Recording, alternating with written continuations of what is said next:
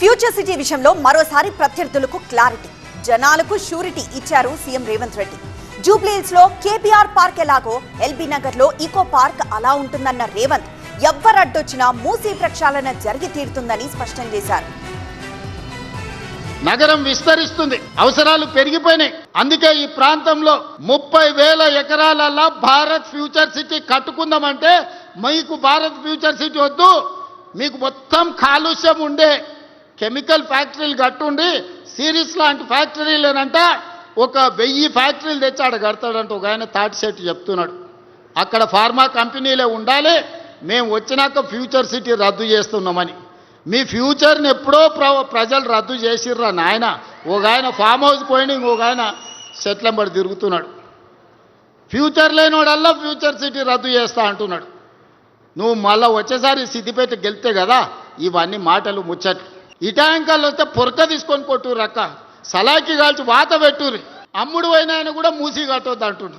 మరి నువ్వు అమ్ముడు పోయినాడా మూసీ డెవలప్మెంట్ కార్పొరేషన్ చైర్మన్ పదవి ఎందుకు తీసుకున్నావే? ఎవరిని ముంచడానికి తీసుకున్నావు? మూసీ నది ప్రక్షాళన చేసి తీరుతాము. గండిపేట నుంచి గౌరెల్లి వరకు 55 కిలోమీటర్లు. నీ సబర్మతి రివర్ ఫ్రంట్, నీ యమునా రివర్ ఫ్రంట్, నీ గంగా నది రివర్ ఫ్రంట్ కంటే అంతర్జాతీయ స్థాయిలో మూసీ రివర్ ఫ్రంట్ డెవలప్ చేసే బాధ్యత నాది. ప్రణాళికలు సిద్ధం చేసుకోండి, ఎన్ని నిధులు కావాలన్నా నేను ఇస్తా.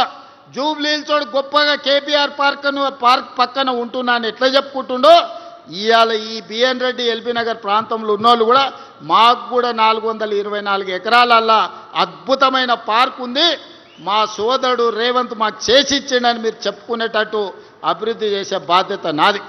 ఆనాడు పార్టీ అవకాశం ఇచ్చి సోనియా గాంధీ గారు, రాహుల్ గాంధీ గారు అండగా నిలబడి ఆనాటి ఎన్నికల బరిలో దించుతే అప్పటి వరకు నాతో ఉన్నవాళ్ళు, అండగా నిలబడతామన్న వాళ్ళు, మీరు భుజాల మీద మోసి గెలిపించిన వాళ్ళు ఎన్నికలు ప్రకటించి అభ్యర్థిగా అవకాశం వస్తే నన్నే కాదు మిమ్మల్ని కూడా గుండెల మీద తన్ని పరాయోడి పంచన ఆనాడు చేరిండ్రు. కబ్జాదారుల కోరలను పీకాలని ఈనాడు హైడ్రా సంస్థను తీసుకొచ్చినాం. దాన్ని ఒక భూతంగా చూపించే ప్రయత్నం చేస్తున్నారు. ఈడ మా అక్కలు చాలామంది మధ్యతరగతి దిగువ తరగతి పేదవాళ్ళు ఉన్నారు. ఎవరిల్లన్నా హైడ్రా కూలగొట్టనికి వచ్చిందా ఒకసారి ఆలోచన చేయండి.